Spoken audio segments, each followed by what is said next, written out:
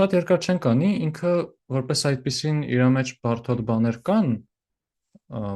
հենց կոնկրետ տեխնիկաները բարդ կամ տեխնիկաների գալը որտեղից է գալիս բարդ։ Մենդ ուղղակի պրոբլեմն է, որ մենք հաղթած վիճակից հետո չենք սա անում։ Սա մի քիչ դժվար էր սրա համար ճիշտ դիրք ընտրելը, բայց ինչ որ բաներ, որ բուն մեխանիկական ուսուցումից կլինի օրինակ, ալգորիթմական, մենք իրենց կընդունենք որպես ուղղակի օգտագործում ենք այս գործիքը, այդ մակարդակի վրա ավելի շատ։ Բայեսյան օպտիմիզացիայից երկու կարևոր բան կա, որ ոնց որ տուն տանելու համար։ Մեկը այն է, թե իր ընդհանուր գաղափարը որն է ու ինքը ոնց է exploration versus exploitation-ը լավ օգտագործում։ Երկրորդը այն է, թե իրան երբ է պետք կիրառել ու իրոք իր առավելությունները ինչի մեջ են կայանում։ Այդ երկու բանը եթե ստացվեց բացատրել, ես տենց լավ ուրախ կլինեմ։ Դրանից ավելը հիմա պետք չի։ Այս լավ։ Այս Bayesian օպտիմիզացիայի ամենահիմնական շողալու տեղերը որ կան, այդ black box օպտիմիզացիան է։ Black box օպտիմիզացիայի միտքը նա, որ այսօր սև տուփ ունենք։ Իրան ինչ որ մուտքեր ենք տալիս, ստանում ենք ելք։ Այս process-ում թե ինչ է տեղի ունենում, եսիմ։ Դրա օրինակներ հեսա կնայենք, բայց ընդհանուր ոնց որ ստանդարտ իրավիճակները, որոնք որ ունենում ենք, այդ մենք ունենում ենք ինչ որ fx, ուզում ենք ինչ որ s բազմության վրա իր մինիմումը գտնենք։ Եթե բախներս բերում է, կարող է տենց անալիտիկ տեսք ունենք այս բանաձևի։ Այսինքն գիտենք, որ f-ը դա x խորանարդ գումարած tt գումարած եսիմ ինչն է։ Կարող է գուցե նաև կարանք իր համար գրադիենտ հաշվենք։ Կամ գրադիենտ որ հաշվենք, հետո արդեն գրադիենտ օգտագործող մեթոդներ կիրառենք։ Սա ոնց որ այն ամենաուրախ զվարթ բան դեպքն է։ Վանիլային դեպքն է, որ կարա լինի։ Կարող է նենց լինի, որ ասենք չենք կարա հաշվենք գրադիենտներ, ասենք այսպես մի հատ ինչ-որ բան է, ասենք այս երկու բանի վրա տենց միանգամից անվերջ արագ փոխվում է բանը։ Կամ ինչ որտեղ որոշված չի, ասենք մոդուլ x-ոտ ինչ-որ մի բան է, ասենք f-ը դիֆերենցիալից չի կամ չգիտենք իր դիֆերենցիալը ինչ է, բայց եթե օրինակ մեկը բռնել ֆունկցիան աշխատացնելը, այսինքն տալ ֆունկցիային մուտք, ստանալ իրանից ելք, եթե այդ արագ է, էժան է դա հաշվել։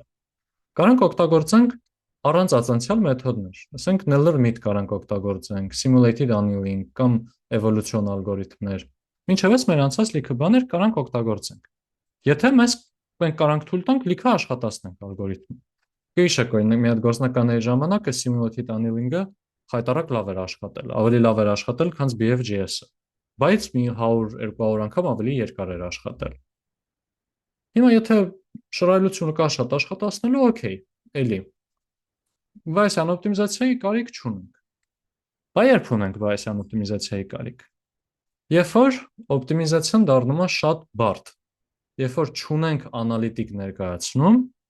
ու կամ նաև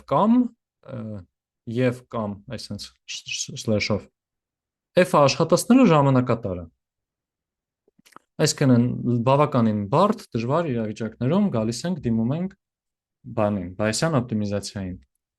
Այսա կտեսնենք, որ մենք Bayesian օպտիմիզացիայի մեջ մեր օպտիմիզացիայի խնդիրը փոխում ենք մի հատ սուրոգատ խնդիր ենք ստեղծում ու այդ դրա վրա ենք օպտիմիզացիա անում, որը արդեն հեշտ է ու ավելի արագ է անելը։ Բայց այն դեպքում մոտիվացիոն տեսանկյունից էս էր, երկու հատ օրինակ բերեմ ու հարցեր լսեմ, ասենք ուզում ենք բան անենք։ Այս ռոբոտի շարժելը օպտիմիզացնենք, որ հասկանանք ինչ պարամետրերով պետք է ինքը բան անի։ Հրամաններ տա իր տարբեր բաներին, վերջույթներին։ Իսկ գտնել պարամետրեր, այնպես որ օրինակ իր միջին արագությունը մաքսիմիզացված է։ Սա օրինակ պոտենցիալ հենց խնդիր է, որ գրադիենտ չունենք ոչ միտեղ։ Սա աշխատացնելը իրենց ներկայացնելու է, հենց պրոստը ոնց որ դնել ռոբոտին աշխատացնել, տեսնել ինչ եղավ։ Տեսնես պատմությունը արդեն, որ լավ կլինի կարողանանք բավականին քիչ փորձ կատարելով ստանանք բավականին լավ արդյունք։ Կամ օրինակի համար ուզում ենք լավագույն պեչենիները սարքենք։ Ասենք ունենք տարբեր տեսակի տվյալներ, դա էլ այն ինչպես կարելի նշել, ասենք ունենք մի բան, որը որ կատեգորիկ տվյալներ է, dark, milk, white։ Ունենք մի հատ ինչ-որ բան, որը որ տես թվային է, ունենք որ բինար է, 0 կամ 1 է, չէ՞ լավ ներողություն, սա տոկոսներ, բայց կարևոր չի։ Ոնց գտնել լավագույն համադրույթ է այս լավագույն ռեցեպտը ոնց գտնել, որ ամենաշատ քանակով մարդիկ հավանեն օրինակ։ Սենց մի հատ ուրիշ խնդիր, որ բավականին լավ Bayesian օպտիմիզացիայի համար խնդիր է։ Ոնց որ որպես այդպիսին մոտեցումներ մինչև Bayesian օպտիմիզացիային անցնելը։ Կարա լինի մի հատը օրինակ զանգենք մեր պետոին, որը լավագույն պեչենիներն է սարքում, ասենք ինչ ռեցեպտ է կարելի բանել, այսինքն էմպիրիկ գիտելիք օգտագործելով ինչ որ մի հատ լավագույն սկզբնակետ վերցնենք, մի հատ փորձենք, տեսնենք լավ չեղավ, մի հատ հազար ուրիշ ձևով փորձենք, ու տենց փոքր-փոքր քայլերով մենք մեր մտածելով, մենք մեր էքսպերտ կարծիքով բռնենք իրան փորձենք լավացնել։ Սա որոշ օպտիմիզացիա ալգորիթմներում օգտագործվում է իրականում նույնիսկ։ Օրինակի համար, եթե պետքա մի հատ ինչ-որ մի քանի որ ML չենք անցել, մի քիչ abstract օրինակ բերեմ, ասենք ուզում ենք նեյրոնային ցանց սարքենք, որ կաշխատի, չգիտենք։ Մի շերտ լինի նեյրոնային ցանցում, թե ասենց երկու շերտ լինի իրար միացած,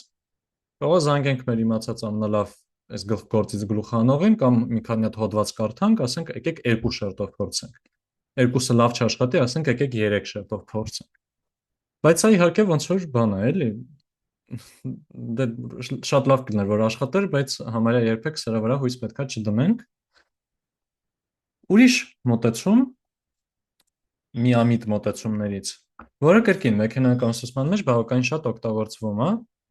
Պատկերացրեք, օրինակ ուզում ենք մի հատ gradient descent-ով ալգորիթմ սարքենք, մտածում ենք, բա ալֆան ինչ ընտրենք իր լավագույնս պարամետրը ինչ ընտրենք իր step size-ի համար։ Օրինակի համար, չգիտեմ, այնտեղ ունենք 10-ացյուն, ուզում ենք հասկանանք իրանցից 9 հատը վերցնենք առաջի, թե 8 հատը, թե 7 հատը։ Այս մի քիչ abstract օրինակ եմ բերում, այս ձևի չենք ունենա շատ, բայց պատկերացնենք ոնց որ ունենք երկու առանցք, մի հատ տարբերակներ ալֆայի արժեքների համար, մի հատ տարբերակներ սյուների քանակի արժեքների համար։ Մի մոտեցումը կարելի լինի ռանդոմը։ Պրոստը պատահական ալֆայի ու այս ֆիչերների քանակի կոմբինացիաներ են գործում, ասենք 001, 8, 036, 4։ Այսինքն ինչ որ տարբեր կոմբինացիաներ փորձենք հերթով աշխատացնենք։ Իրան անվանում են random search։ Կամ մի հատ է grid search կոչվածը, որը ցանց է սարքում։ Այսինքն մենք ասում ենք, մենք մտածում ենք ալֆան կամ 001 լինի, կամ 0.1 լինի, կամ 0.3 լինի։ Այս բանն էլ ֆիչերների քանակը լինի կամ 4, կամ 8, կամ 6, օրինակ։ Ու սարքում ենք մի հատ sense աղյուսակ։ Այստեղ ալֆաներն 001, այսօր թող բան լինի, ասենք այստեղ 4,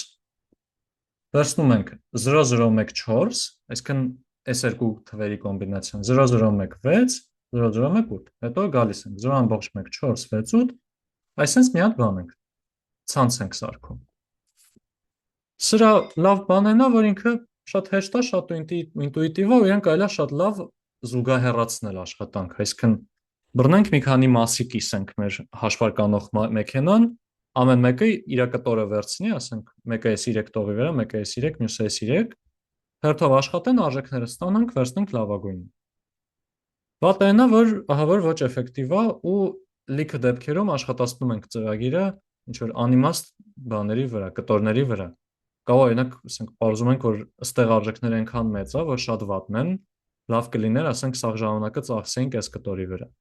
Բայց այստեղ ոչ մի սովորելու process չենք ունենում, էլի, ուղղակի սկզբնական միջակայքերը նշում ենք, այդ միջակայքերով խոդ ենք տալիս, աշխատում գնում է։ Ինչը կրկին կարա նորմալ աշխատի, հատկապես եթե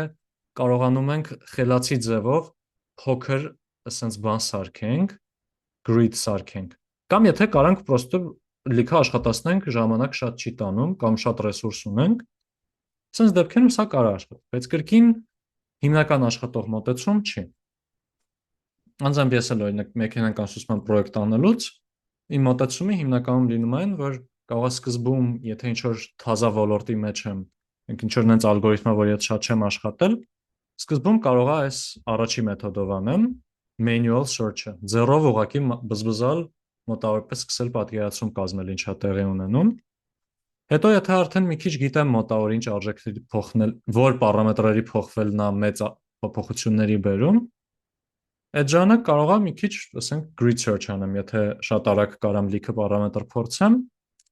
Եթե էտել չեմ կարա կամ եթե արդեն եկել այն պահը, որ պետքա վերջնական ամենալավը գտնեմ, ես հիմնականում կարող ասենք գիշերը դնեմ Bayesian օպտիմիզացիան միացնեմ, թող աշխատի, կգամ հետո կնայեմ լավագույն արժեքը, կամ հաց ուտել գնալուց առաջ Bayesian-ը միացնում եմ, գնում եմ հաց եմ ուտում, գալիս եմ, բանը պատրաստ է, լավագույն պարամետրերը պատրաստ են։ Մտավոր տենց։ Ու ստեղ էլ մի հատ նշում անեմ, որ սրանք все-таки ավելի շատ կկիրառենք ոչ այդքան ստանդարտ օպտիմիզացիայի խնդիրներին, էլի, այսինքն տված է f ֆունկցիան, որ ունի sense ինչ որ տեսքը իրան օպտիմիզացրու, sense բանի չենք դիմի։ Միտեղ որտեղ որ ահա որ շատ է կիրառում Bayesian օպտիմիզացիան, այդ հենց այս պարամետրերի ընտրության հարցն է։ Իրանց այլ ճիշտ անվանում ենք հիպերպարամետրեր։ Այսինքն պետքա գիտենք, որ աշխատացնելու ենք x ալգորիթմը,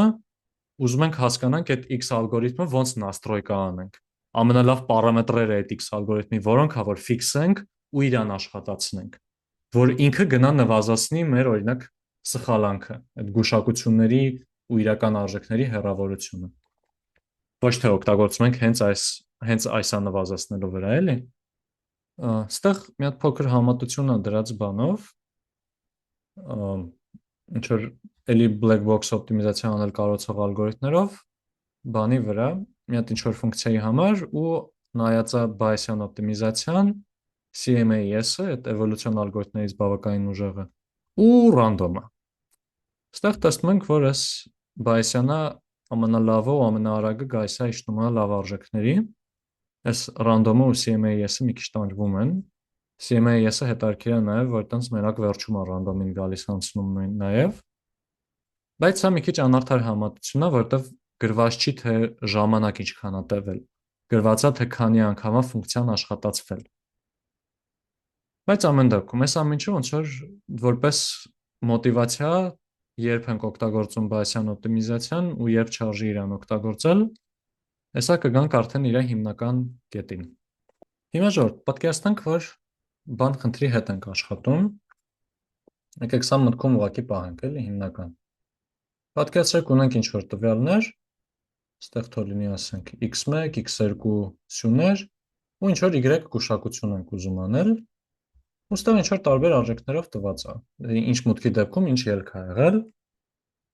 Ու մենք գիտենք, որ ինչ որ մի հատ բան ենք փորձելու, օգտագործելու ենք gradient descent-ով գծային ռեգրեսիա ալգորիթմը օրինակի համար, ու սա է լինելու մեր հիմնական օպտիմիզացիայի խնդիրը։ Հիմա ինչու ենք օգտագործելու gradient descent-ը, ներողություն, Bayesian օպտիմիզացիան։ Եկեք հենց այս gradient descent-ը, որ ասում է թետա մինուս ալֆա gradient f(x), այս ալֆան ընտրելու համար եկեք ման գանք։ Այսինքն մեր ֆունկցիան հիմա լինելու է մենք տալիս ենք ալֆա, ստանում ենք պատասխան այս ալֆան օգտագործող gradient descent-ի գթած մոդելի սխալանքը օրինակ։ Ասենք այդ մոդելով եկել ենք նրան, որ ինչ որ y շտրիխերով գուշակում, իրաց միջին քառակուսային շեղում, այսինքն ինչ որ մի հատ թիվ։ Այսինքն մենք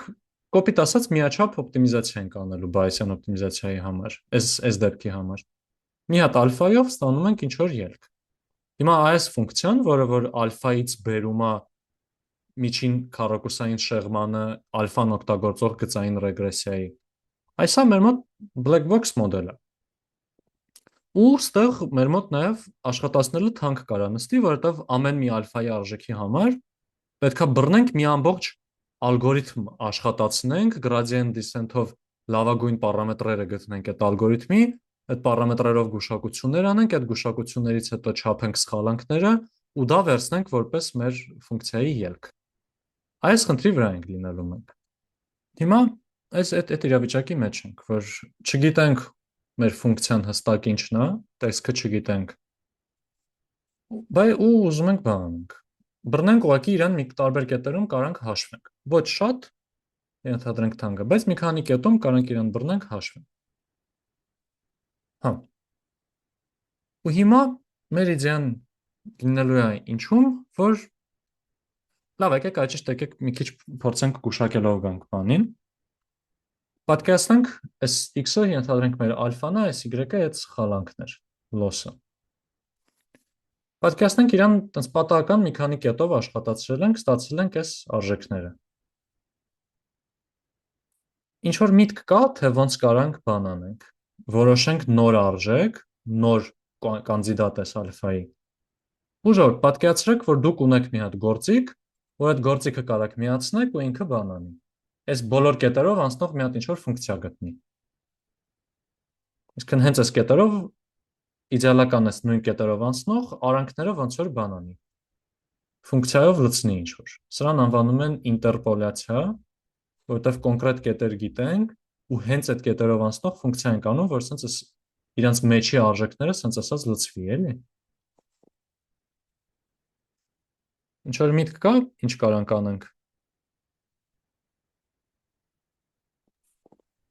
Այսինքն այդ ֆունկցիայի մինիմում արժեքը գտնենք։ Ահա։ Գերազանց։ Բռնում ենք այս կետերով, գտնում ենք մի հատ ֆունկցիա, որ այս բոլոր կետերը հատում է։ Այս կետերի ինտերպոլատոր ենք գտնում, սենց ասած։ Ու բռնում ենք, ուզում ենք նվազած մինիմիզացնենք այս ֆունկցիան, այս թազա ֆունկցիան։ Այս դեպքում ասենք կգանք օրինակ այս կետին կգանք։ Ու սրանից հետո կբռնենք, կասենք, դե հիմա ունենք այս, կամ եկեք ջնջեմ, ունենք s կետերը գտի ֆունկցիա, որ անցնում է սրանցով։ Ու կարող օրինակ այդ ֆունկցիան լինի s1-ը։ Նորից դրա համար կգանք գտնենք այս կետը։ Ու տենց մեր դատան գնալով մի հատիկով կշատանա։ Ու սա հիմնական իդեան է բանի, Bayesian օպտիմիզացիայի։ Այստեղ մի հատ կարևոր բան, որ օգտագործվում է, սա սուրոգատ մոդել է կոչվում։ Սուրոգատ ոնց որ որովհետև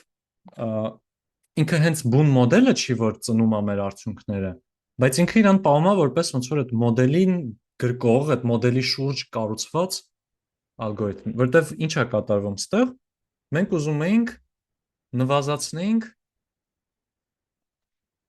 ալֆայից դեպի այդ սխալանք բերող ֆունկցիան, չէ՞, այդ արտապատկերումը։ Հիմա դրա փոխարենը մենք բռնում ենք, սարքում ենք ֆունկցիա, որը որ այս ալֆաներից ոչ թե գալիս է դեպի սխալանք, իսկական այդ ամբողջական մոդելը, էլի, այսինքն աշխատացրու gradient descent, գծային ռեգրեսիա գտի, հաշվի սխալանքը, այլ փոխարեն ուղղակի վերցնում ենք, sense մի հատ տվյալներ ենք սարքում։ Ալֆա արժեք։ Ալֆան նայում ենք օրինակ ստեղ 0.01, y-ը տվեց 0.4։ Ալֆան 0.3, y-ը տվեց -1։ Այս տվյալների հետ ենք աշխատում։ Այս տվյալները համ շատ ավելի քիչ տողերից են, կարող այստեղ միլիոն տողի վրա լիներ մեր ռեգրեսիան, էլի։ Համ շատ ավելի քիչ տողերից են կազմված, համ շատ ավելի ցածրաչափ խնդիր ունենք այստեղ մեր մոտ։ Okay։ Հայկ ջան, բայց այդ y-ը այդ loss-ն է, չէ՞։ Հա։ Այսինքն ամեն մի ալֆայի համար այդ ամբողջ process-ը անում է, այդ L-ը ստանում է։ Հա, բայց այդ ամեն մի ալֆայի համար ասված է ինքը մի քանի հատիկ կետի համար քիչ քանակի։ Ասենք ստե 4 հատ կետի համար արեց, Ահա։ հետո այս 4 հատ կետով անցնող մի հատ ֆունկցիա ենք գտնում։ Այսինքն մի հատ բան գտնում ենք, որ այս սրանից սրան արտապատկերում կան։ Ահա։ Այս ֆունկցիան, որ գտանք, ինքը արդեն լինում է ինչ-որ շատ ավելի հասարակ ֆունկցիա, այս փոքր տվյալների վրա կառուցված։ Սա կարող արդեն անալիտիկ տեսք ունենա, օրինակ, էլի։ Ասենք օրինակ համասարային տես Լագրանժի մեթոդ կա բազմանդամային մոտարկման, որ իրան կետերը տալիս ես, ինքը քեզ բազմանդամ է տալիս, որ այդ կետերով անցնում է։ Նույնիսկ այդ աստիճանի պարզ ֆունկցիա կարա լինի, էլի։ Հետո գտնում եք դրա մինիմում կետը, հա։ Ու այդ Այ դրա։ ներառում եք ցանկի մեջ։ Ահա, այս թազա սարքած հասարակ ֆունկցիայի, որ այս կետերով անցնում է, իրա մինիմումն ենք գտնում, ինչը էժան է լինում։ Հետո այդ որ գտանք, այդ կետը հավելում ենք մեր տվյալներին, մի հատ ավելացնում ենք։ Ու նորից ենք աշխատացնում, արդեն այդ կետը նույնպես ունենալով, այդ արժեքներ ունենալով աշխատացնում ենք։ Օրինակ, չգիտեմ, եթե ենթադրենք այստեղ է լավագույն կետը եղել, ինչ որ պատճառով այսենց, արդեն օրինակ ասում ենք, որ չգիտեք, ինչ այսենց տեսք ունի մեր ֆունկցիան։ Ու Բայց տենց։ իմ հարցը գիտեք որն է, որ եթե մինիմում կետը գտակ, այդ 4 կետով անցնող, ուզում ասեմ ինքը հենց լավագույնը չի դառնա, որ հետո նորից ֆունկցիա դարավ հնարավոր չի, այսինքն ոչ թե հնարավոր չի, այդ չի լինի հենց դրա փոքրագույն արժեքը։ Հա, այս լավ հարց է, իրականում չէ, որովհետև այս 4 հատ կետը, որ վերցրել էինք սկզբում, իրանց մեծամասամբ պատահական վերցրել էինք ու ընդհանրապես 4 հատ կետով անցնող ֆունկցիա ենք մոտարկել, որը որ կարա շատ հեռու լինի, էլի, իրականությունից, թե ոնց է ալֆան ազդում սխալանքի վրա։ Ինքը ուղղակի շատ պուճուր, լոկալ մոտարկում է, բավականին հասարակ մոդելով արված, էլի։ Հա, հետո որ նոր կետը գտակ, ըստ ենթադրության կարող է լավը լինի, բայց կարող է լավը չլինի, բայց ոնց որ մի քիչ ավելի լավն է, քան այն մնացած պատահական 4 կետերը։ Ա, Հա, ոնց որ այդ 4 կետերից ավելի լավը կլինի ըստ էս բուն սխալանքի, որովհետև ոնց որ այդ 4 կետերով անցնող ֆունկցիայի մինիմումն է եղել, եթե այդ Հմ։ կետերից մեկը լավագույնը լիներ, էլի դա կլիներ որպես մինիմում ընտրվեր, էլի։ Այդ Հա, 4 ոնց որ կետերից գնալով ավելի լավացնելու սկզբունքն է դառնում, հա, տենց մի բան, հա, հա, որտեղ հա, հետո էլ այդ եք մտցնում ֆունկցիայի մեջ, այդ նոր ֆունկցիայի լավ կետն եք գտնում, հա, տենց մոտավորապես տենց ինչ-որ մի բան է լինում։ հա, հա, հա, գերազանց, գերազանց։ Այսա Հա, շատ-շատ կարևոր առավելություն է համեմատած օրինակ այդ բանին, այդ grid search կոչվածին կամ random search-ին, որովհետև grid search-ով մենք ֆիքսեցինք աղյուսակի արժեքները, կետերը ընտրվեցին ու հիմա բոլորում աշխատում ենք։ Իսկ ստեղ ամեն մի քայլին նոր կետ վերցնելուց ես հաշվի եմ առնում նախորդ կետերի վրա ունեցած արժեքները։ Այստեղ իմիջիայից մոռացա մի հատ էլի կարևոր կիրառություն պատմեմ այս Bayesian օպտիմիզացիայի ու ռեալ իսկական կիրառություն։ Օրինակի համար բան նավթը որտեղից, ասենք մի հատ մեծ հողատարածք կա, գիտենք որ որտեղ նավթ կա, որտեղից նավթը վերցնենք խնդիրը Bayesian օպտիմիզացիայի խնդիրը, որովհետև չենք կարա բռնենք հողում լիքը տեղ, ասես ծակենք, իջնենք, տեսնենք ինչքան նավթ է դուրս գալիս, մոտեցումը լինում է, որ մի քանի տեղ ծակում են, արժեքներ նայում կամ օրինակ պիրատների ոսկի գտնելու խնդիր կարա նույն կտրվածքով լինի։ Մի քանի կետից ծակում են, այդ կետերում, որ ծակեցին, տեսնում են, թե ինչքան բան արվեց, ինչքան գտան, ինչքան նավթ դուրս եկավ այդ տեղերից, ինչքան լավն էին այդ կետերը։ Ըստ դրա որոշում են նոր կետը որտեղ պետք է լինի։ Իրականում նաև հեսա այս ալգորիթմի մեջ իրեն ամենահամով մասն է լինելու, այդ exploration versus exploitation-ը, որ օրինակ այդ ալգորիթմը մեզ ստիպելու է, որ չբռնենք։ Եթե ստեղ լավ է, միշտ այսպես անենք, մեկ-մեկ շպրտելու է այս անկյունում փորձենք օրինակ։ Այդ դրա մասին հեսա կխոսանք։ Այդ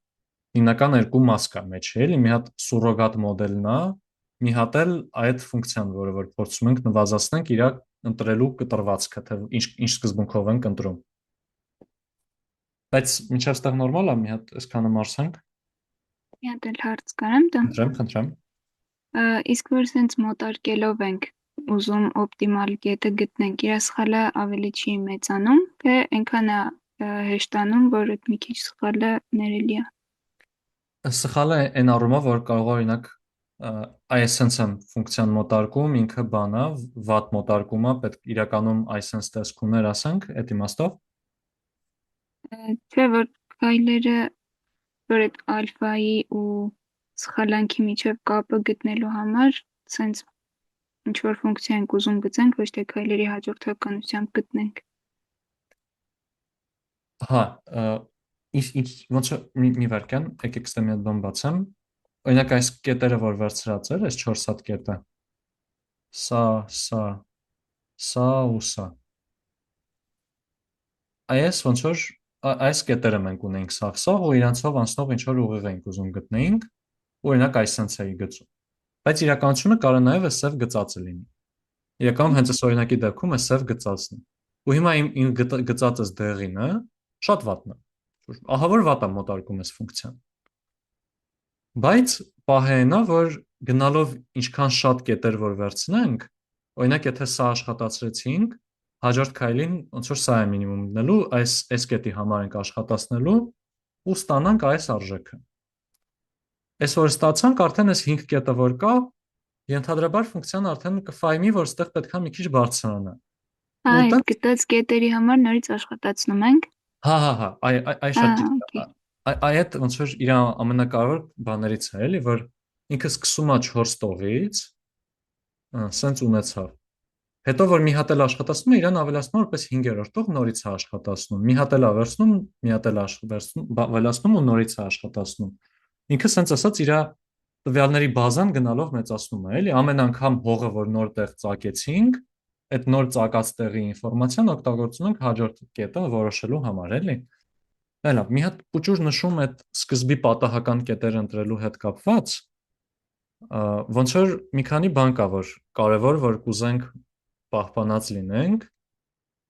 Նախ առաջի բանը նա, որ կուզեինք նենց լինի, որ ոնց որ նենց չլինի, այս 4 կետը նույն տեղը լինի, չէ՞։ Կուզենք sense ասած բոլոր ռեգիոնները տվյալների ստուգենք, ասենք, եթե sense մի քանի գծի բաժանեմ ու պետքա օրինակ 16 հատ կետ ընտրեմ, ես կուզեի, որ ոնց որ այս ամեն մեկի մեջ գոնե մի հատիկ կետ լինի, այս սրանցից, որ չստացվի ինչ-որ տերիտորիա կա, որ ընդհանրապես ուսումնասիրած չի։ Որպես բութմատի օրենք իմիջիայլոց ընտրում են 4 անգամ չափողականություն կետ։ Ասենք, եթե երկչափ ֆունկցիա ունեմ, 8 հատ պատահական կետից կվերցնեմ, բայց հա, այդ չափը շատ կարևոր չի հələ դեռ։ Այժմ չափը բավականին կարևոր է, բայց եթե կարանք շատ ընտրենք, շատ ընտրելը ավելի լավ է։ Ավելի հետաքրքիր իդեա է նա, որ եթե օրինակ գիտեմ, որ ուզում եմ ընտրեմ այս միջակայքից 10 հատ, ոնց է 10 հատը ընտրեմ, մի տարբերակ կարող լինի այն, որ անեմ random design-ով, եկեմ պատահական ընտրեմ։ Այդ դեպքում օրինակ ստեղ պատահական ընտրածով ինչ է ստացվում, որ ունեմ օրինակ այս միջակայքի համար այս ամեն մի աղյուսակից 2 հատիկ կետ ունեմ։ Այս ինտերվալի վրա, իսկ 0.25-ից 0.5, вообще տվյալ ընդհանրապես տվյալ չունեմ, հետո ստեղը ունեմ, ստեղը չունեմ։ Լավ կլիներ ոնց որ ամեն մի sense ամեն մի տող, ամեն մի սյան մեջ մի հատ արժեք գոնե լիներ, այդ ոնց որ շատ ցանկալի կլիներ։ Այսինքն մենք ուզում ենք սահմանափակում դնենք, որ ոնց որ ամեն մի բջիջի մեջ մենակ մի կետ կարա լինի ամենաշատը։ Նույն բջիջի մեջ 2 կետ չի կարելի լինել։ Ու եթե գանք դրան, կստացվի ոնց որ ուզում ենք ընտրենք այս առաջի սյունից որ մի տողի մեջ դնենք։ Ստեղ դրեցինք օրինակ։ Okay, երկրորդ սյունից որ մի տողի մեջ դնենք։ Այստեղ օրինակ երրորդ սյունից որտեղ դնենք ու իմիջիայլոց այս երկու տեղը չենք կարա դնենք, որտեղ նույն բանը ուզում ենք տողերով դնենք։ Չենք ուզում նաև տող լինի, որտեղ երկու արժեք կա։ Ինչ որ սուդոկույոտ բան է ստացվում, էլի, ոնց որ սուդոկուի վրա ուզում ենք մեկ էր շարենք։ Չենք ուզում, որ ոչ մի տող, ոչ մի սյուն չի կարա երկու բան ունենա, այն ուղղակի երանգյունով բանը չունենք, 3-3-ի բանով չունենք։ Այսինքն սուդոկուի խաղ է դառնում, էլի մոտավորապես։ Պլյուս է դրան նաև կա այն միտքը, որ ասենք կարամ այսենց ընտրեմ, թող այս լավին, կարամ այսեն, լավ եկեք 4-4-ի, կարամ օրինակ ընտրեմ այսենց, սրա վատնել է նա, որ ստացվում ոնց որ այս կետերը իրար ահավոր մոտիկ են, կամ կարայի նույնիսկ ընտրեի այսենց, ոնց որ այս սրա այս ծերը ու այս սրա այս ծերը, սրա այս ծերը, սրա այս ծերը, այս է մի բան չի, չէ, օրինակ այսա ավելի լավ կլիներ, ասենք ընտրեի սա, ընտրեի այսա, ընտրեի այսա ու ընտրեի այսա, ստեղ բոլոր դիստանցիաները բավականին մեծ են իրարից, էլի, իմաստ չունի երկու իրար նման կետում աշխատացնել, որովհետև շատ ինֆորմացիա չենք քաղի էլի իրար նմաններից, այլավ մի քիչ մեծ տիրույթ ծածկենք։ Այս իդեան պարզ էր, որ ուզում ենք յուրահատուկ, ուզում ենք սուդոկուի նման լինի ու ուզում ենք նաև կետերի միջև դիստանցիան ինչքանով մեծ լինի։ Ավելի կոնկրետ սահմանում ենք որպես նվազագույն դիստանցիան երկու կետերի միջև, իսկ այստեղ այսա, լինի ինչքան հնարավոր է մեծ։ Այդ խնդրի համար կա լատինական հիպերխորանարդ sampling ալգորիթմը, որը որ հենց դա է անում։ Ինքը մաքսիմինի խնդիր է անում, ուզում է մաքսիմալ մինիմալ հեռավորություն ունենա։ Իսկ այս ամենափոքր դիստանցիան ինչքան հնարավոր է մեծ լինի կետերի մեջ, այսինքն օպտիմիզացիայի խնդիրը, մաքսիմում դե, մինիմում ու հեռավորություն։ Հիմա գալիս ենք մի հատ ուրիշ բավականին կարևոր կետի, Բայց մինչև այդ եկեք մի հատ այս ալգորիթմը օրինակ աշխատացնեմ բանով, այս օրինակով աշխատացնեմ։ Ստեղ մի հատ ինչ որ ինտերպոլացիայի համար ալգորիթմ աշխատացրեցինք, այս հատվածը գտավ։ Interpolator աշխատացրեցինք կարճ ասած։ Գտանք սրա մինիմումը եղավ այս ֆունկցիայի մինիմումը եղավ այս կետը։ Իրան վերցրեցինք։ Մի հատ էլ այդ 5 կետով աշխատացրեցինք, գտանք մի հատ ուրիշ նոր կետ։ Մի հատ էլ աշխատացրեցինք, արդեն ավելի մեծ ալգորիթմի վրա աշխատացրեցինք, գտանք այս կետը, հետո գտանք այն կետը, այսինքն եկանք, արդյունքը եղավ այն, որ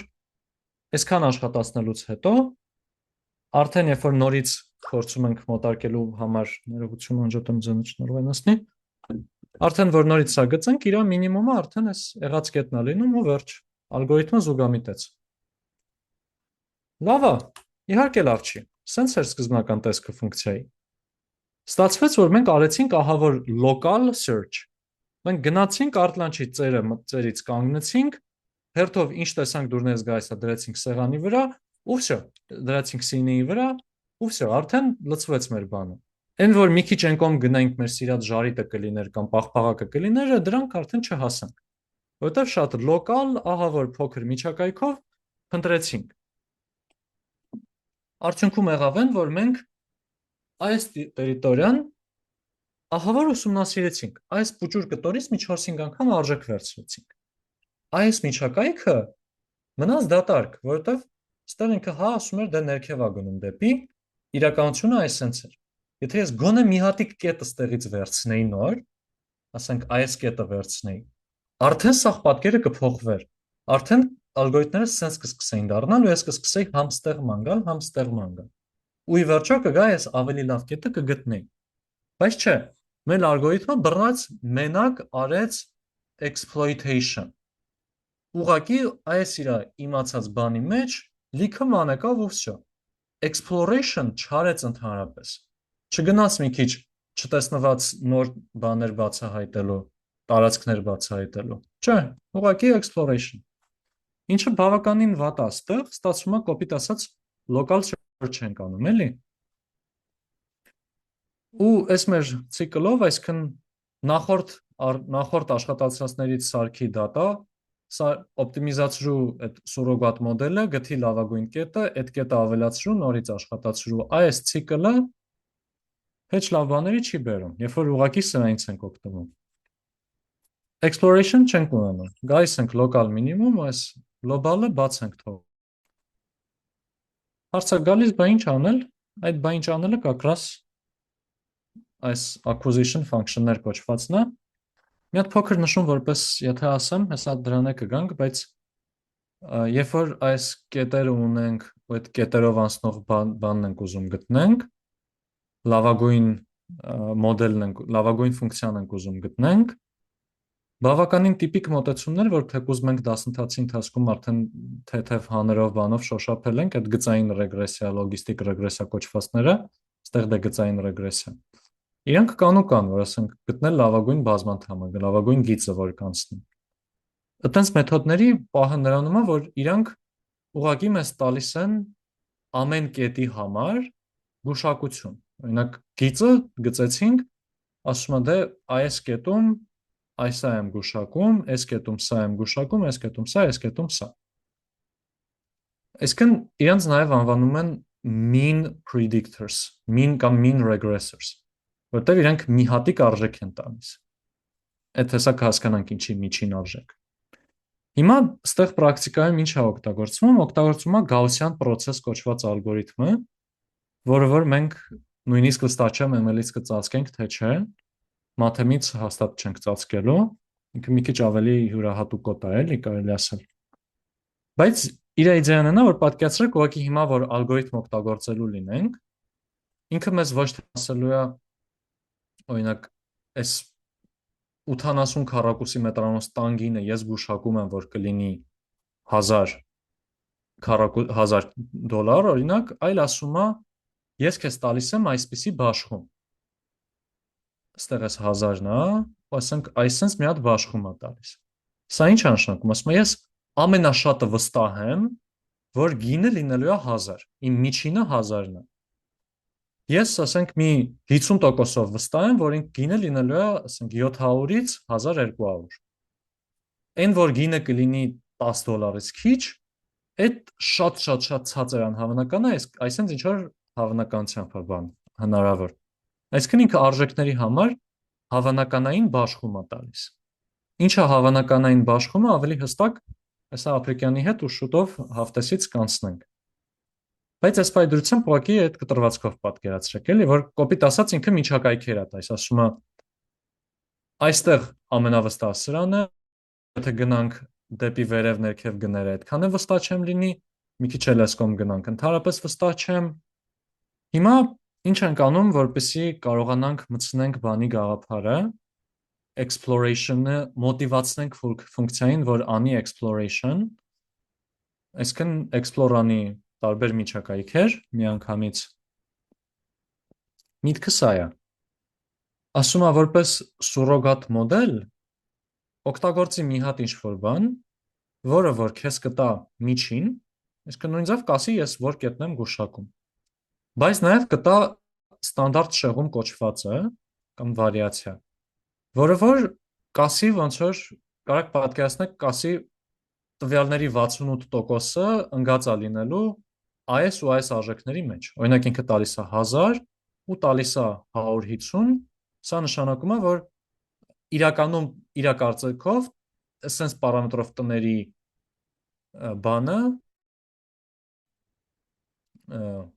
միջ 68%-ը կամ ինքը 68%-ով վստահ է, որ 850-ից 1150 է լինելու տանգինը։ Էլի ոնց որ բաշխումները նորմալ չգիտենք հստակ թե ինչ են, բայց պատկերացրեք ոնց որ ինչքան սփռված է, ինչքան ձգված է իր գուշակությունները դա է պատմում։ Էլի օրինակ կարա մոդել լինի գուշակություն տա այսպես։ Հոպ, հոպ։ Սա կնշանակի ես անտանելի վստահ եմ, որ գինը հենց 1000 է, 1050-ից ավելի լինի ձև չի։ Հաստատ հենց 1000 է։ Իմ սախ հավատքը, իմ սախ վստահությունը կենտրոնացած է այս 1000-ի մոտ։ Այս 1000-ից ասենք այս կոմեն իմ ձախ ծուր կրակելը ասենք 3 է։ 997-ից 1003 եմ մտածում։ Ու կարա լինի օրինակ, գիտես ինչ, ընդհանրապես վստահ չեմ գնի վրա կարելի ասել, այսենց է իմ պատկերացումը, այս իմ 1000-ն է, բայց նես չի 1500-ը շատ անհավանական է։ Այս մոտեցմանը Բայեսյան մոտեցում են անվանում իմիջայլած։ Բայեսյան վիճակագրություն բանման շատ թեթև կգտնենք իրան, բայց որ մի քիչ գոնե պարզենք թե խիանունը Բայեսյան օպտիմիզացիա է ամեն ինչին։ Ահա։ Դա ու ժողովուրդ ոնց որ այդ Գաուսյան process-ն է ամենաավանդական մոտեցումը բանի գուշակություն անելու։ Ինքը մեր գուշակության համար, այդ Y-ի համար, ասում է այս գուշակությունները Y-ի գալիս են ինչ-որ բաշխումից, այդ բաշխումը իրականում նորմալ կամ Գաուսյան բաշխումն է, բայց հետո կանցնենք թե դա ինչ է։ Ինչ-որ fx միջնակետով, բանով, միջինով ու մատսպասում կամ ավելի ճիշտ տերմինով։ Ու ինչ որ այս քառակուսի x վարիացիա է, դեռ ոնց որ ասում է թե ոնց է ձգված սա, այսենց է թե այսենց է, այդ ձգվածության բանն է ասում։ Հիմա պատկերացնենք, որ ամեն կետի համար այդպես բան ենք ունենալու, այդ sense ոնց որ sense միջակայքեր ենք ունենալու։ Acquisition function-ների գաղափարը լինելու է հետևյալը։ Այս կոնկրետ այս մեր հիմիկվա նայածի համար իրան կոչվել է lower confidence bound acquisition function LCB, lower confidence, այսինքն ներքևի վստահության միջակայք bound։ Միտքը sense է նելու, բայց ասում է մինչև այս պահը մեր ունեցած լավագույն կետը նշի մոտ։ Իսկ կանաչով նշեցինք այս կետը։ Ֆիքսում ենք։ Ամեն պահին լավագույն ունեցած արժեքը ֆիքսում ենք։ Ու հիմա մոտեցումը սա է։ Ասում է ամեն մի կետի համար ասենք ֆունկցիան գուշակություն է տվել այսա, այս բանով, այսենց բաշխումով։ Օրինակ մեր դիսպերսիա կոչվածը կամ ստանդարտ շեղումը ասենք բան 10-ը։ Ոնց որ ինքը ասում է միջինը 1000, սխալանքս հաշվի 10։ Հիմա ինչ է անում, ինչ է ասում acquisition function-ը, ասում է ոչ թե մինիմիզացրու հենց այս կետերով անցնող ֆունկցիան, այլ այդ կետերում կետերի փոխարեն, ասենք այստեղ մուտքը 0 էր, 0-ում ոչ թե 1000-ը փորձի մոտարկես, այլ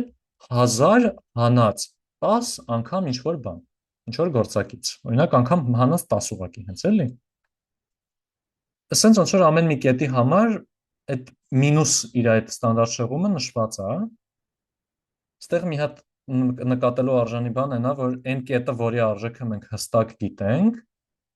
իր համար մենք ոնց որ կասկած չունենք, որ ինքը հենց այդ կետով է անցնում, ոնց որ մեր վստահությունը լինում է հենց այսպես տեսքի կոպիտ ասած, էլի։ Հենց այս կետի վրա լրիվ վստահ ենք, 0 է մեր ստանդարտ շեղումը։ Այդ ինտերպոլացիայի միտքը նաև է դա, էլի, որ հենց այդ կետերում լրիվ զրոյական է մեր անվստահությունը, մեր կասկածը այդ կետի վրա։ Բայց օրինակ այս կետում մեր մոտ, ասենք, բաշխումը այսպես լայնոտ է լինում, դրա համար օրինակ ներքևի բանը սա է լինում։ Ու ասենց եթե բոլոր կետերի համար այդ գուշակության միջին մինուս շեղում անենք, արդեն այսպես ինչ որ ֆունկցիա ենք ստանում, էլի։ Եկեք մի հատ ուրիշ գույնով նշեմ, որ ավելի լավ երևա։ Այսպես մի հատ ֆունկցիայի ենք գալիս։ Ու արդեն այս սրան ենք մինիմիզացնելու։ Այսինքն օգտագործելու ենք այս եզրագծով եղածը, այսը։ Ասում ենք fx հանած tau անգամ այդ ստանդարտ շեղում, ու ստացվում է այս ենք մինիմիզացնում։ Ու սա մինիմիզացնելուց արդեն սրա մոտ լավագույն կետը գայսա շատ ավելի աճ, քան այս նախորդ դեպքում էր գալիս, էլի։ Բայց այս իդեան բարձր էր, չեմ ուզում շատ առաջ գնամ, նորմալ է։ Չէ, մի հատ ես հարցնեմ։ Խնդրեմ։ Հայկ ջան, այսինքն այդ Y-ների նախ բաշխումը ենթադրեց, Y-ները այդ մեր այդ loss ֆունկցիա կոչվածն է, չէ, ըստ սկզբնական սահմանման։ Նախ էդի ենթադրեցինք, որ ինքը նորմալ բաշխումից էր, որի միջինն ու ստանդարտ շեղումը որտեղից վերցրեցիք, որտեղ նորմալ բաշխումը ինքը պարտադիր չի, էլի, այդ պարամետրերը փոփոխական բաներ են, չէ։ Ոնց վերցրեցիք այդ 10,000-ը, այդ ու հետո օրինակ այս ծերի ամենածերի այդ օրանժевի գույնի կետը, որ վերցրել եք, ինքը այդ հիմնական միջակայքից դուրս էր մնում, չէ, այսինքն այս ձեր գծած նորմալ բաշխումից այն փոքր հավանականության տարածքում էր, չէ, են գնում։ Հիմա ամբողջ միտքը այս ամեն ինչի այն է, որ կետերը ընտրվեն հեռու իրար մոտ չընկնեն, որպեսզի ամենաճիշտ գրաֆիկը, չէ, վերջում գծենք, այս նորմալ բաշխման միտքը դրա համար չեք ներմուծել։ Հա, բայց այստեղ մի հատ կարևոր նշում, այստեղ որ նայում ենք այս բաշխումները, սա ոչ թե y-ների բաշխում ենք վերցնում, այլ հենց yx-ի, այսինքն ամեն մի կետի համար առանձին իր նորմալ բաշխումն ենք վերցնում, էլի։ Մենք այս կետի համար Դες բաշխում ասեմ, ամեն մի ալֆայի համար, հələ բերենք այն մի օրինակը, որի վրա ի սկզբանե ամեն մի ալֆայի ամեն ալֆայի համար իր նախատեսած y-ների բազմությունն ենք դիտարկում ըստ նորմալ բաշխման։ Հա, բայց այդ նորմալ բաշխման հետ կապված, սա ոնց որ այն կտորներից է որպես գործիք, որ օգտագործում ենք։ Այս գաուսյան process-ի արածը ինքը հենց աշխատում է նրան, որ մեզ վերադարձնում է գաուսյան բաշխում։ Այսինքն այս գաուսյան process-ը հենց այդ ալգորիթմն է, որ ամեն մի կետի համար տալիս է այդ կետի համար բաշխում։ Իր պարամետրերով։ Այդ իր պարամետրերը ոնց եք ստանում, դա սահմանվում է տենց, այ օրինակ իմ համար դա մութ մնաց, էլի, այդ պարամետրերը որտեղից վերցրեցիք, ոնց ենթադրեցիք դա։ Այդ ոնց որ այս գաուսյան process ալգորիթմն է հենց անում, էլի, այդ կտորներ, որ բաց թողեցինք։ Գաուսյան process-ը ինքը հենց ոնց որ ալգորիթմն է, որ մի քանի կետեր վերցնելով գտնում է։ Հա, ինքը արդեն հասկանում է, թե ինչ միջինով ու ինչ ստանդարտ շեղումով նորմալ բաշխում է դառնում։ Հա, ոնց որ եթե գծային ռեգրեսիան կետերը վերցնում է, տալիս է մեզ գիծ,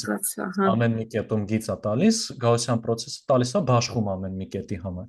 Ու ամեն մի կետի համար յուրահատուկ է այդ բաշխումը, էլի։ Հասկացա։ Օրինակ հիմա այս դեպքի համար եթե դիտարկում էինք, մենք 3 հատ կետ, 3 հատ կետով մենք ենթադրյալ ինչ-որ ֆունկցիա ստացանք, չէ՞։ Ֆունկցիայի արժեքներ ստացանք։ Շուտ 3 հատ կետ էինք վերցրել, որը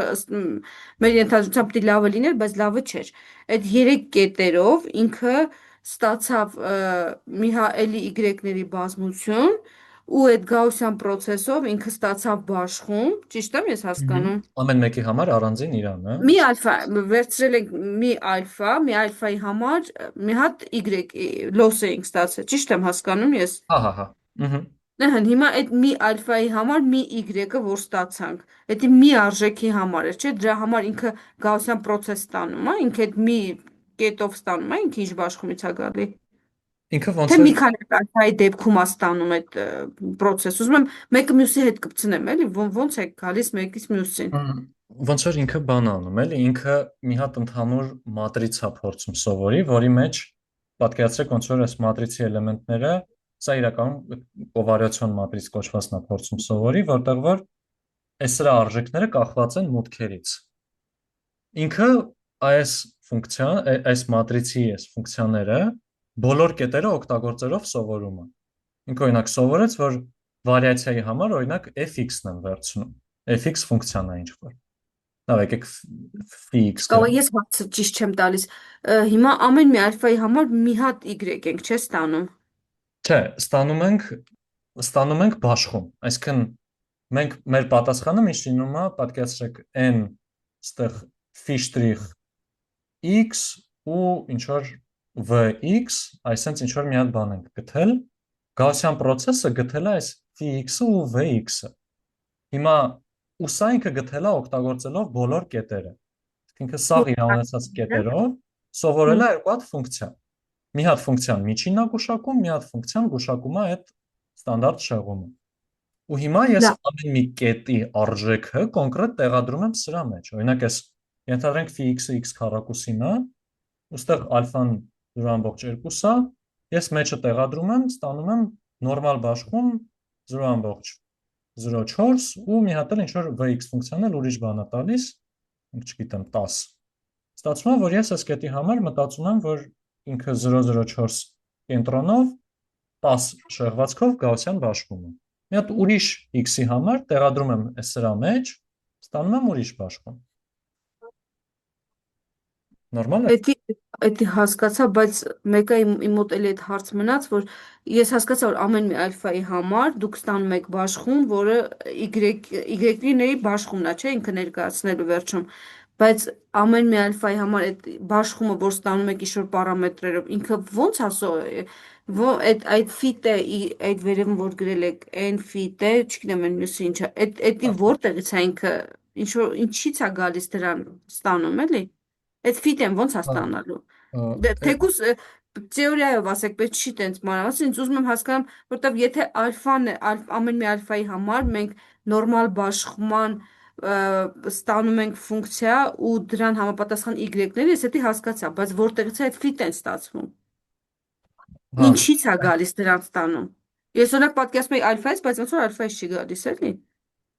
դրա համար ուղղակի պետք է լրիվ բանը փորձենք հասկանալ, այդ գաուսյան process-ը պետք է հասկանանք։ Մի հատ Լավ, ուրեմն կարամ սենց թեորիայով ընդունեմ, այսինքն ինքը այդ մի ալֆայով, այդ գաուսյան process-ի միջոցով հասկանում է ինչ միջինով ու ինչ շեղումով բանա բաշխումա տալու։ հա, ոնց որ մագիա է անում, սենց ասած, ստանում է այդ, բայց եթե փորձեմ գոնե մի երկու բառով ասեմ, պրոստը մի քիչ շատ Ես բան։ ուզում եմ ոնց որ հերթականությունը հասկանամ, էլի, այդ որտեղից որն է ստանում, որտեվ սկզբից ինձ թվաց հակառակն էր։ Այդ մի քանի ալֆաներով է ինքը այդ բաշխումը ստանում, բայց ոնց հասկանում եմ բաշխումից հետո է գալի ինքը ալֆաներն է ստանում։ Ալֆաներով գնում ստանում, թե ինչ պարամետրերով նորմալ բաշխում է։ Դե չէ, ալֆաները, այսինքն այս մի քանի հատ կետը որ ունենք, ինքը այդ արժեքները օգտագործում է։ Ինքը այդ արժեքները օգտագործելով գալիս է սովորում է, թե ինչ բաշխումից է առաջանում գուշակությունները, ինչ ընտանիքից են գալիս sense ու այդ ընտանիքը որ ունի, արդեն այդ ընտանիքի բաշխումն է մեզ վերադարձնում ամեն մի կետի համար, sense ասած էլի։ Լավ, ես ձևակերպեմ, տեսեք ճիշտ հասկացա։ 3 հատ արժեք վերցրեցինք ալֆայի, ստացանք y-ների ինչ որ արժեքներ։ Ամեն մի ալֆայի համար։ Հիմա այդ 3 հատ ալֆայով ու y-ների արժեքով ինքը ստանում է նորմալ բաշխման ընտանիք։ Հետո երբ որ մի հատ առանձին ալֆա եմ տալիս, ինքը արդեն տալիս է թե նորմալ բաշխման ինչ պարամետրերն է գալիս։ Ճիշտ եմ հասկանում։ Այսինքն այդ սկզբի 3 հատ ալֆայով ու սկզբի 3 հատ y-ով ինքը նորմալ բաշխման պարամետրերով ընտանիքն է ստանում։ Հիմա կարաք չբացատրեք այդ ոնց է ինքը ստանում։ Չէ, ուզում եմ հերթականությունը հասկանամ էլ այդ Հա, ամեն ինչի։ հասկացա հարցը։ Հետո երբ որ ալֆային արդեն սովորեց, կոպիտ ասած, արդեն երբ որ մենք ալֆան տալիս ենք ամեն մի ալֆայի համար, ինքը սկսում է այդ y-ի ինչ բաշխումից է հենց կոնկրետ այդ ալֆայի համար y-ները գալիս։ Ճիշտ եմ հասկանում։ В принципе, հա, մի հատ եթե ես էլ փորձեմ ասել, ոնց որ այս 3 ալֆա y-ներից այս y ալֆա 1 y1 ալֆա 2 y2 եւ այլն դրանով ինքը սովորում է թե սենց ասած այս կետերին լավագույն մոտարկող գիծը լավագույն ալգորիթմը ինչ բաշխումից է գալիս, այսինքն ինքը չի սովորում պրոստը մի հատիկ կոնկրետ գիծ, այլ ինքը սովորում է ինչ ավելի տենց բաշխում է սովորում, սենց ասած։ Հասկացա։ Ու հետո երբ որ ալֆան տալիս եք, ինքը արդեն պարամետրերը տալիս է։ Հա, ոնց որ կարանք պատկերացնենք, ինքը երկու հատ ֆունկցիա է սովորում, ոչ թե մի հատիկ ֆունկցիա ուղղակի, որը ասում է այս մուտքը ստանաս այս ելքը, այլ մի հատ ֆունկցիա, որ ասում է միջինը գուշակության ինչ պետք է լինի, մի հատ ֆունկցիա, որ ասում է թե ինչքան ոչ վստահ է ինքը դրա վրա։ Հասկացա, դրանից հետո երբ որ նոր մի հատ ալֆա ենք վերցնում, արդեն ինքը դրան համապատասխան պարամետրերով նորմալ բաշխումն է տալիս։ Այստեղ միշտ ամեն ինչը նորմալ բաշխումով արվում է, այսինքն ինքը մեզ վերադարձնում է ոչ թե այս երկու ֆունկցիաները գտնում է, բայց ինքը մեզ տալիս է նորմալ բաշխում։ Հա, չէ, ինձ այդ ներսի պարամետրերն էր պետք, կոնկրետ դրանից հետո ենթադրենք 3 հատ ալֆայով սովորեցինք այդ միջինների ֆունկցիան ու շեղումների ֆունկցիան, արդեն հետո երբ որ մի հատ ալֆա ենք վերցնում, ինքը տալիս է թե արդեն միջինը ինչ արժեք է ընդունում, շեղումը ինչ արժեք է ընդունում։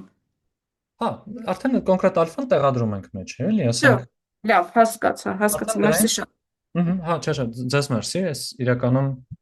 ոնց որ պրոստը մագիայի վրա թողելով բանը, այտենց լավ չէր իհարկե։ Ու այդ ամբողջի միտքն էլ գալիս է նրանից, որ մոտիկ կետեր չվերցնենք, հնարավորության սահմաններում հեռու կետեր վերցնենք, որ ավելի իրական ֆունկցիային հասնենք, ինքը էտա դրանա բերում, դրա համար է արվում, լավ ոչ թե բերում։ Հա, հեսա դրան դա օգտագործելուն գալու ենք, այդ մեզ սենց անելը մեզ հեսա օգնելու է դա կարանանք անենք, բայց հələ դեռ սա չենք օգտագործել, էլի, հեսա հաջորդ քայլում միանգամից դրան գալու ենք, էլի։ Այս մատրիցան է ասում, էլի, որ ինք գուշակությունների համար շեղում ու մատրիցա սովորում, բայց լավ, մի խոսքով։ Հա, եղավ լավ, մերսի շատ։ Հա, ձեզ մերսի։ Ու հա, թե ոնց ենք ոնց որ այս սրանից դրան գալիս, այստեղ մի հատ կարևոր պահ կա։ Այս երբ որ ինքը մեզ տալիս է բաներ, միջին ինչա մտածում միջինի մասին ու ինչքան ոչ վստահ է։ Ինչքան շատ կետեր ունենանք այս ինտերվալից, օրինակ այսպես եթե լինի, այս լինի մեր տվյալները։ Այս կետերի համար ինքը որ բաշխումները վերցնի, իրանք լինելու են, ասենք, ինչ-որ մի հատ միջին ու բավականին փոքր անվստահություն, բավականին փոքր շեղում, այսինքն այստեղ որպես գուշակությունը այսպես ինչ-որ բաներ են մտածել։ Իսկ այստեղ, այսինքն պատկերացրեք մարդուն հարցնում եք մի հատ մարդ սաղ կյանքը կենտրոնի տներ է վաճառել, հիմա կենտրոնում տուն եք ուզում առնեք, հարցնում եք գները ինչքան է, ինքը շատ վստահ կարա կոնկրետ թվեր ասի, չէ՞։ Չի բռնելու մեզ, ասի ինչ-որ կոնկրետ ինտերվալ։ Բայց իրան մի հատ եթե, ասենք, ուրիշ քաղաքից տան մասին հարցնենք, ինքը արդեն մեզ ասելու է ինչ-որ sense լղոզված պատասխան է տալու, ասելու է ես ահա որ վստահ չեմ, ինձ թվում է մի այսքան, բայց նաև շատ հավանական է ահա որ ծուռ ուրիշ արժեքն էլ ճիշտ լինի։ Այսինքն այս կետում, որի մոտակայքը շատ չի ուսումնասիրվել, այդտեղ վարիացիան մեծ է լինելու շատ նորմալ բաշխում։ Ու հիմա սա ինչի է բերելու, որ այս կետերը եթե դիտարկենք, պատկերացնենք այս կետերում ֆունկցիան ընդունել է այս արժեքները, այս կետում ընդունել է այս արժեքը։ Հիմա եթե ըստ իր ոչ վստահ լինելու նայեմ ամեն մի կետի համար, այստեղ ասենք ինքը իր վստահ չլինելը, ասենք ինքը ասում էր դե պլյուս մինուս 5։ Այստեղ ասում է պլյուս մինուս 1000։ Այս պլյուս մինուս 5-ը եթե ասի ու ես բռնեմ ասեմ ֆունկցիայի արժեք հանած 5, կստացվի սրա փոխարեն նոր կետս լինելու է սա, իսկ այս մեկը որ ասում է պլյուս մինուս 1000, սրա նոր կետը գալու է այստեղ։ Ու հիմա արդեն այս կետերով անցնող ֆունկցիա եթե ուզում մոտարկեմ, այսպես մի բան եմ վերցնելու։ Ու արդեն սրա համար սրա մինիմումը լինելու է ստեմի տե։ Ու իմ թազա կանդիդատը դառնալու է այս կետը։ Մինչդեռ նախորդ մոտեցումը կպած այսենց էր գծելու այս կետերը ու ստերանք էր ման գալու։ Իսկ սա իրան շպրտելու է թազա տարածքի վրա, որովհետև այստեղ վարիացիան շատ մեծ է եղել։ Այսինքն մեզ այս գաուսյան process-ով վարվելը օգնում է ունենալ այդ պլյուս մինուսի գաղափարը։ Մենակ միջին կետերով, մենակ մի հատ գուշակություններով եթե շարժվենք, միշտ այսպես ինչ որ տեսքի բաներ ենք, մոտարկումներ ենք ունենալու, միշտ այս կտորի վրա ենք լինելու։ Իսկ այն որ սրա վրա վստահ չենք, իրան իջացնում ենք լավ ներքև։ Այ դա արդեն բերելան է, որ այստեղ ենք լիքը կետեր ուսումնասիրելու։ Հետո որ այստեղ լիքը ուսումնասիրեցինք, մեզ կարող է հետ գցի ուրիշ տեղ։ Բայց ավտոմատ արդեն այս վարիացիայի էս շեղման սխալանքի ճիշտ բառ չի։ Շեղման գաղափարը օգտագործելը մեզ բերել է նրան, որ exploit ենք անելու, միտեղ որտեղ որ պատկերացում չունենք, բայց լավ է թվում, exploit ենք անելու, ստե ման են գալու, հետո ձանձրանալու ենք այստեղից։ Ասենք այստեղ էլ շատ բան չկա սպասելու։ 80 անգամ այստեղ աշխատել եմ։ 81-րդը դժվար թե սուպեր շատ ավելի լավ արժեք լինի։ Իսկ այստեղից խաբար չեմ։ Ու սա արդեն գայթակղիչ ինտերվալ է դառնալու մեր համար, էլի։ Նորմալ է իդեան։ Մի հատ լավ մտածեք, մինչև այստեղ սա նորմալ է։ Իսկ այդ պարամետրը, որ այսից առաջ գրածը, պրոստը չգիտեմ այդ տառը ոնց էր կարդացվում, այդ փոփոխվում է, այսինքն այդ ընթացքում, հա։ Չէ, սա ինչ որ կոնստանտ է, որը ուղղակի ֆիքսում ենք։ Օրինակ, եթե դնեմ 0, կստացվի ուղղակի եկա նախորդ դեպքին, որ ուղղակի կոնկրետ այդ կետերով անցնող ֆունկցիաներն են մոտարկվում։ Առանց ինչ որ այդ բան շեղումը հաշվի առնելու։ Եթե դնեմ ասենք 10 կամ 1000, այդ կստացվի, որ ես իրան խնդրում եմ ինքը այդ մի քիչ ինքնավստահ չլինելը դարձնի ահավոր վստահ չլիներ ու կստացվի պրոստը տարբեր ինտերվալների մեջ թռնելու է, էլի։ Ինքը ոնց որ միջինի ինչքանով եմ ես միջինին վստահում, իսկն կոնկրետ այդ կետին, ու ինչքանով եմ հաշվի առնում այդ ոչ վստահ լինելը, այդ կասկածը ինչքանով եմ հաշվի առնում, է դրա այտենց trade-off է, էլի, կոմպրոմիս է։ Ինչ որ փոքր, ասենք 1 դնելը կբերի նրան, որ համ explore կանենք, համ exploit կնենք։ 0 դնելը մենակ exploit-ա, շատ մեծ դնելը մենակ explore-ա, էլի։ Բայց եթե մի թիվ ընտրվի մենակ, Հայկ ջան, էլի կգաս կընկնես մի ինտերվալում, ու էլի այդտեղ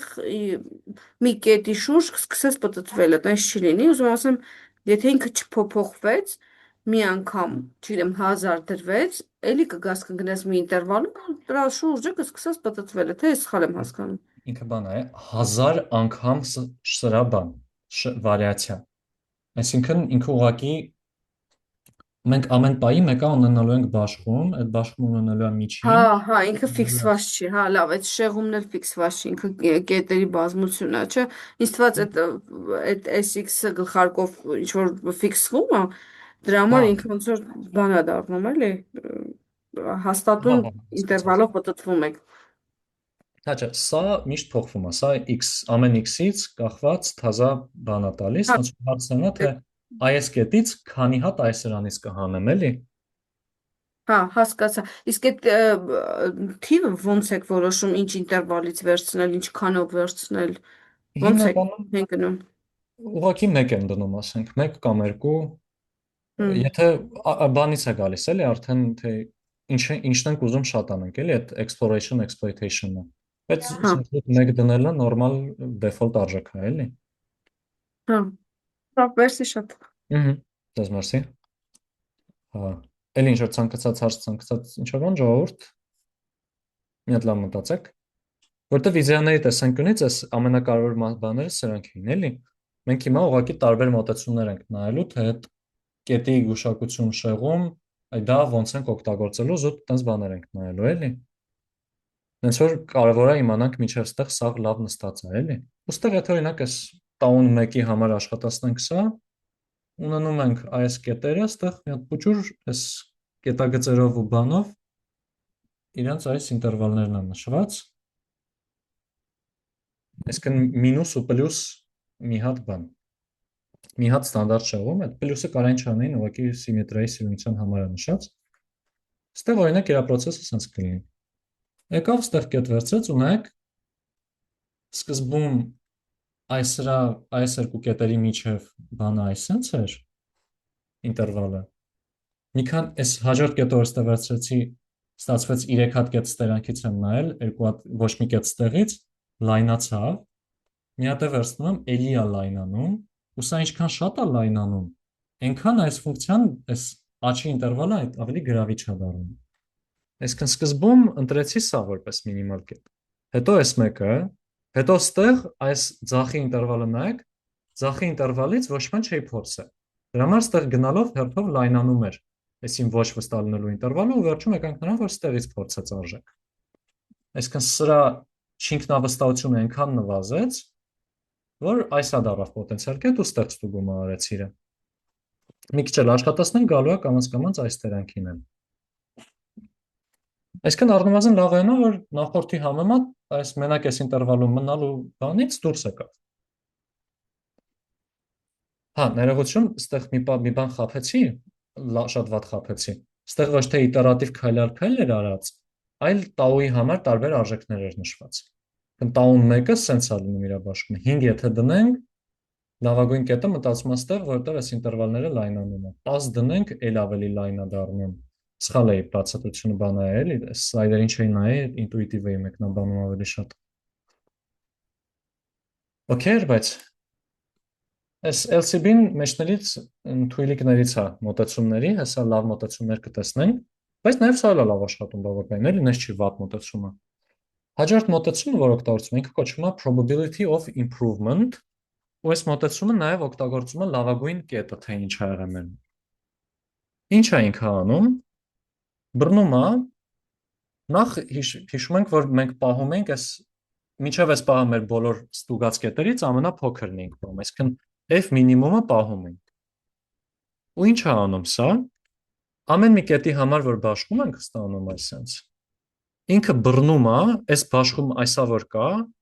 այս բաշխումը պտտած այստեղ է գծած ուղղակի։ Այսինքն սա այս նույն բանն է գծած, նայեք y0, այստեղ 0 ինչ որ մի քիչ բանը իր միջին արժեքն է եւ այլն։ Ինքը նայում է տեսնում է, որ ըստ այս բաշխման ինչքան է հավանականությունը, որ նոր կետը կլինի ավելի փոքր արժեքով, քան այս միջինը։ Այսինքն ինքը բռնում է ու նայում է տեսնում է այս բաշխումը որ կա,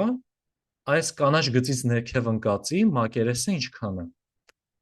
Եթե օրինակ իմ կետը լիներ այստեղ,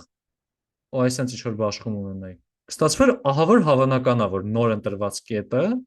լավագույնից ավելի լավը կլինի։ Okay, իդեան։ Օրինակ այս սրա համար բաշխումը կարող է լինի այսպես մի հատ ինչ-որ բան, ու ասենք ստեղ այս պոչը համարյա ոչ մի բան չլինի։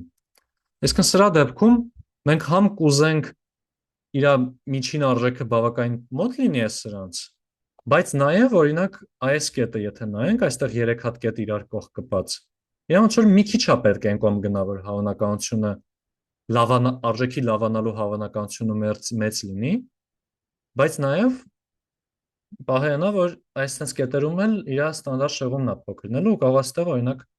այսպես մի բան լինի ֆունկցիան ու ստացվի որ ոնց որ այս սրանից այս պստիկ կտորի մակերեսը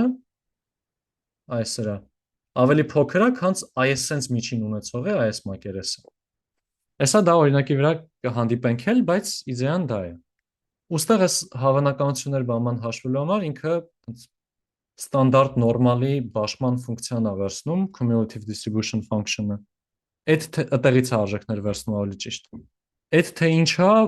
հեսա հաղթեսը որ անցնենք, տեղը կգցենք։ Բայց այս բանին ուղղակի պատկերացրեք, մարդը ասում է գաուսյան process-ը պատմում է թե ամեն մի արժեքի մասին ինչքանով է վստահ, ինչքան բարձր կետը, այդքան շատ է վստահ։ Ինչքանով է հավանական, որ այդ կետը տենց արժեք ունենա։ Նայում ենք այս պայն եղած լավագույն կետից encom, այսինքն encom, ինչքանով է ինքը հավատում, որ այդտեղ կլինի, ու դա է լինում մեր ֆունկցիայի այդ իսկական կետի փոխարեն, այն ժամանակ վերցնում ենք այդ կետ հանած ստանդարտ շեղում, հիմա վերցնելու ենք այս հավանականությունը հենց։ Այսինքն մակերեսներն ենք բոլոր վերցնելու, էլի։ Սրա էֆեկտներից մեկը օրինակ այնա, որ եթե վերցնեմ այդ կետը, որը արդեն գոյություն ունի, այդտեղ լավանալու հավանականությունը 0 է լինելու, չէ՞։ Կան արդեն գիտեմ այդ կետի արժեքը, նորից այդ կետում եթե փորձեմ, ձև չի ավելի լավ կետը ստանամ։ Նույն կետը կստանամ, ինքն էլ ձև չի բոլոր եղածներից լավագույնից փոքր լինի։ Այդ իրա հաճելի կոմպոնենտ է, էլի, որ մենք կուզենք ինչ ֆունկցիա փորձենք, այդտեղ դա տեղի ունենա, էլի։ Որտեղ ոնց որ լինելու էր, լավ, մի խոսքով բան չանենք։ Այս նույնը եթե սրա վրա աշխատացնեմ, այսինքն տեսք է ունենալու մոտավորապես։ Այս կետերի համար համարյա 0-ական է լինելու հավանականությունը, որ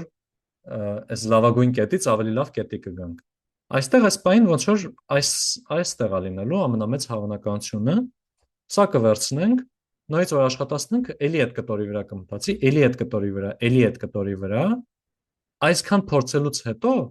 արդեն ոնց որ այս մինիմումի մոտակայքում իր ստանդարտ շեղումը այնքան կփոքրանա, այնքան կդառնա այս կարգի, որ եթե այս կարգի ու այս կետից այն կողմ նայելն եմ դիտարկում, կամ ճիշտ այս կետից այն կողմ, արդեն հավանականությունը այնքան փոքր է լինելու, որ այս պոչում գտնվողը, որը որ իսկական միջինից լավ ցածր էր, բայց sense լիքոտ էր իր հավանականությունը, այսա ավելի մեծ է դառնալու, քան այստեղ եղած այս սրանից։ Ու ասենք ինքը թռնելու է գա ձախ ինտերվալ։ Հետո տենց մի քիչ էլ անելով ձախ ինտերվալում էլ արժեքը տեսնելուց հետո կարող գան նրան, որ ասենք հիմա այս ինտերվալը իրենց սկսի հետաքրքրել։ Որ գնաց ձախ, բանը իր շանսերը չարթարացան, սպասումները չարթարացան, այս աչն էր մնացել որպես շատ հետաքրքիր բան, որովհետև sense line բաշխումներ ուներ։ Արդեն կգա այսպես մոտավոր տեսքի բանի, որ այստեղի արժեքները ավելի պուճուրոտ են, բայց ինքնավստահությունը ավելի շատ է, դրա համար այդ բանը այդքան լայն չի, մի քիչ ավելի ցածր է այստեղ աճում, գայս ենք այստեղ շատ ավելի բարձր աճում, կգար այս նոր կետին։ Ու այդտենց այդ կտրվածքով շարժվելով գնում է այդ լավացման հավանականությունը մաքսիմիզացնելով գնում է, արդյունքում գալիս է նրան, որ շատ բնական կերպով ստացվում է համ explore ենք անում, համ exploit ենք անում, էլի։ Ոստեղ ինքը շատ այդ բանի կտրվածքով է գալիս, էլի, այս ինտերվալը գտա, սա շատ մոտիկ է իսկական արժեքին, ստեղ փորձում եմ, հետո հոգնում եմ։ Ասում եմ, լավ, ինչ կարա այստեղ փորձեցի։ 80 անգամ փորձել եմ, շատ էլ չի լավանում։ Իմաստ չկա։ Գնամ նորտեղ, գուցե շատ լավանա, գուցե շատ չլավանա։ Ու տենց ենք շարժվում, էլի։ Նորմալ էր։ Իսկ մեր ընթացիկ արժեքները պահում ենք, որ ասենք լոկալի մեջ մնանք, հետո գնանք ուրիշ տեղ, բայց այդ ուրիշ տեղը ավելի վատ լիներ, կարողանանք հետ գանք։ Հա, անպայման, ոնց որ այսա, այն որ նախկինում ունենք, ասենք 4 կետից սկսեցինք, ստանում ենք 5-րդը, այդտեղ աշխատում ենք, ստանում ենք 6-րդը աշխատում ենք, սա ոնց որ մոտեցումը նույնն է մնում։ Ուղղակի այս y-ների փոխարեն ոչ թե հենց այդ արժեքներն ենք նայում, ամ նախորդ դեպքում y մինուս ստանդարտ շեղում ենք նայում, այս դեպքում y-ի համար եղած հավանականություն լավանալու, բայց այս ամեն ինչը արվում է գնալով ավել կետերի համար։ Ինչպես նաև այս մեր եղած լավագույն կետը, որ ասում ենք ինչքան է հավանականությունը, որ մեր եղած լավագույն կետից էլ ավելի լավ կետ կգա, դա էլ է թարմանում։ Այսինքն օրինակ, ստեղ եթե փնտրեցի գտա մի հատ ավելի լավ կետ, արդեն հաջորդի համար նայելու եմ հավանականությունը, որ այս սրա արժեքից փոքր է լինելու, էլի։ Այդ պատմությունը միշտ հաշվի առնվում է մեր մոտ, էլի։ Մի հատ էլ ուրիշ մոտեցում expected improvement կոչվողը, այս մեկը ոչ թե նայում է հավանականություն, որ կլավանա, այլ ասում է ինչքան չափի լավացում ակնկալեմ ես։ Այստեղ էս մատ սպասում expected value-ի գաղափարն է գալիս, որը էլի հաղթեցից պետք է նայենք։ Բայց իր միտքը է նա, որ ինքը այս պոչը, որ նայում է լավացումների, այսինքն ինքը նայում է մենակ այն արժեքները, որտեղ որ ֆունկցիան ավելի լավ կետ է ընդունում, էլի, այսինքն ինքը վերցնում է f minimum հանած y-ի արժեք ու 0։ Այսինքն եթե ավելի բարձր կետ ունենք ստեղ, մինիմումից ավելի մեծ է կետը, ինքը ուղղակի 0 է վերցնում իր փոխարեն, էլի, այսինքն անտեսում է իրենից բարձրացած կետերը։ Ինքը այս սրանց համար, այս կետերի համար նայելու է լավացման չափ, անգամ լավացման հավանականություն։ Այդտենց բոլոր կետերի համար է դրանց sense ասած կշռված միջինն է վերցնելու ինքը, էլի։ Եթե շատ արագ ասեմ, ոնց որ մատ սպասումը, եթե ինչ որ տարբեր պատահարների համար հավանականություններ ունենք, օրինակ բան, ասում ենք եկեք չինգաչունգ խաղանք, եթե հաղթենք մեզ տալիս են $100, եթե պարտվենք կորցնում ենք $200, արժի խաղալ թե չարժի խաղալ, այդտեղ ոնց որ մած սպասում ենք հաշվում այն բանով, որ հաղթելու հավանականությունը 100 է, պարտվելուց էլ -200 ենք շահում, ասենց ասած, պարտվելունը էլի 1/2-ը, ասում ենք 1/2 անգամ 100, գումարած 1/2 անգամ -200, սա տալիս է -50, այսինքն մեր մաթեմատիկական սպասումը խաղը խաղալուց այնա, որ 50 դրամ կորցնելու ենք։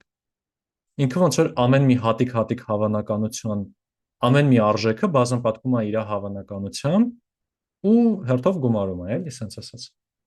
Եթե շատ Այսինքն ինքը միջինացված ինչ-որ բան էր դառնում, չէ՞։ Այսինքն հա, ավելի հավանական է, որ կպարտվես, քան կհաղթես։ հա, Ինքը այս դեպքում միջինացված ես մոտավ չէի հիշում ճիշտն ասած, բայց անցել եմ էլի։ Բայց ոնց որ էդի էր, չէ՞, ինքը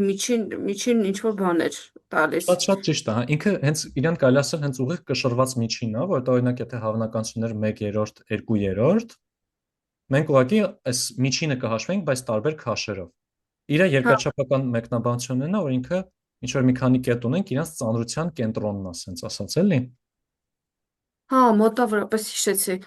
Բայց մեկը կհիշացնեմ ես Շատ նորից լավ, սրա հա, մասին։ շատ լավ, շատ լավ։ Մերսի։ Հա, խնդրեմ ձեզ մերսի հարցի համար։ Այս դասը դրանով է մոտս բան էլի, որ թեման շատ լավն է, այս թեման ես հագին սիրում եմ, բայց ինչ որ բաներ պետքա ցրելով անել էլի։ Նույն Գաուսյան process-ն էլ լավ ուժեղ բան է, բայց Գաուսյան process ձև չի հիմա մենք սովորենք։ Նոր ճիշտ ասած մի հատ հարց առաջացավ։ Խնդրեմ, խնդրեմ։ Գաուսյան process, Գաուսյան բաշխում ենք օգտագործում, բա անունը ինչի է Բայեսյան օպտիմիզացիա։ Ահա։ Հա, այդ լավ հարց է, որտեվ այդ սենց ասած Գաուսյան process-ը Բայեսյան ստատ վիճակագրության մաս է։ Այն վիճակագրությունը, որը որ հիմնված է այդ ոնց որ հավատքների թարմացման սկզբունքի վրա, որ նոր բան ենք տեսնում, մեր մտածած հավանականությունները թարմացնում ենք, այդ սաղ մոտեցումը կոչվում է տենց Բայեսյան վիճակագրություն, ու ստեղ էլ էլի նույն կոնցեպտն է, ու Գաուսյան process-ն էլ էլի նույն սկզբունքով է գալիս, որ ինքը ըստ նոր կետերի իր մտածած բաշխման այդ միջինը ու կովարյանսի մատրիցը թարմացնելով գնում է Բայեսի թեորեմը օգտագործելով։ Այդ շատ արդար հարց է իմիջայլոց։ Հա, Բայեսի թեորեմը այդ պայմանական հավանականությամբ չի հա, սահմանում, թե սխալ եմ հիշում։ դա չէ, հենց ինքն է, այս է։ Այս Բայեսի օրենքի վրա է հիմնված։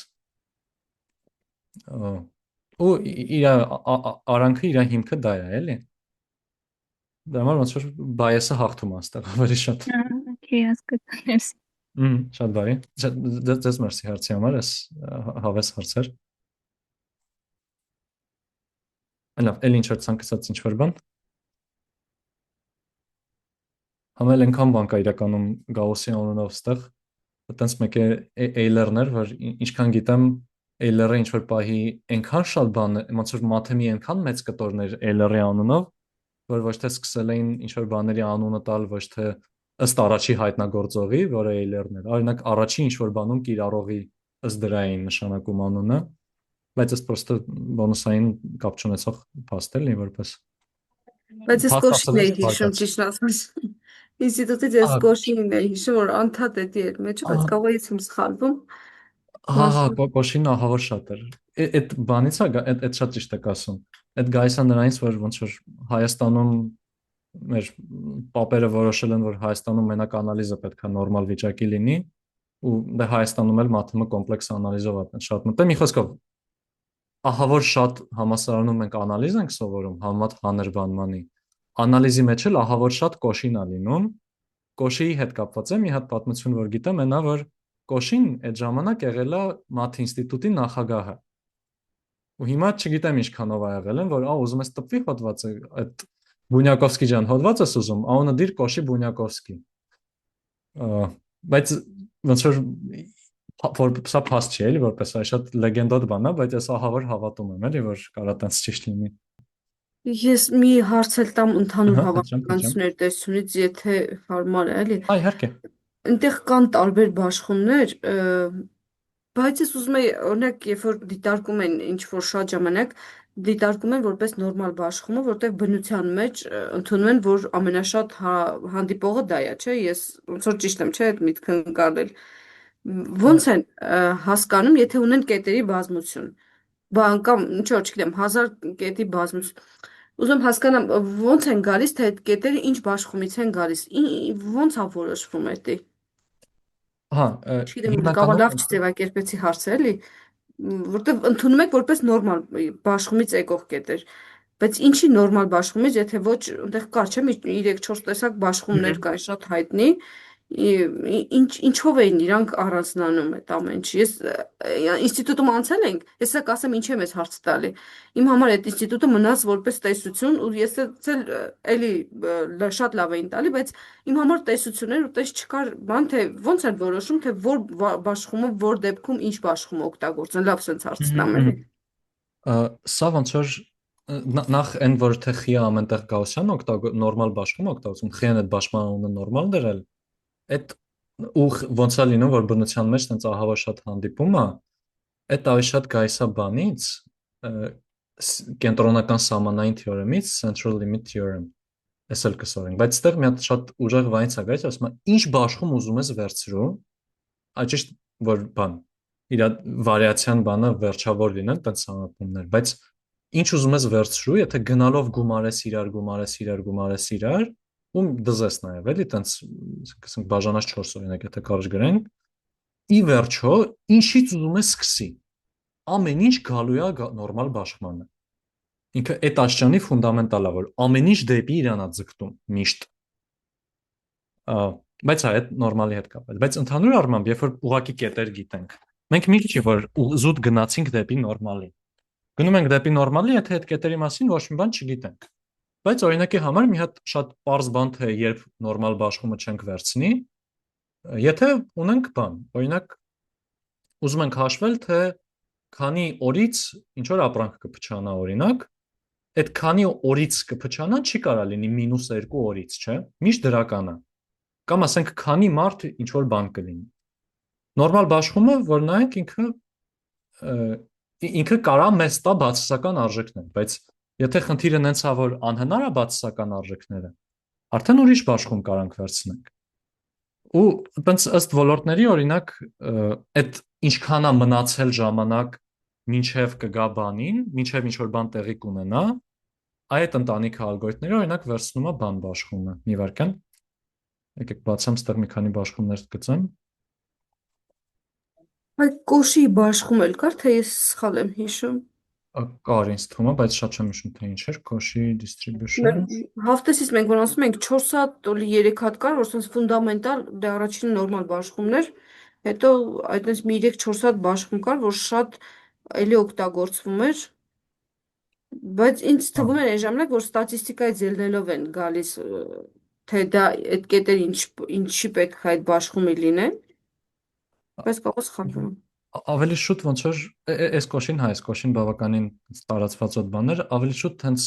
ես ML-ի կոնտեքստով կարող եմ շատ ասեմ, խնդրի տեսակից են գալիս, էլի։ Օրինակ սվետաֆորների այդ միանալ անջատվելը ինքը նորմալ բաշխումից չէր։ Ես այդ մի բանն եմ լավ հիշում, բայց չեմ հիշում թե ինչ բաշխումից էր ինքը գալի։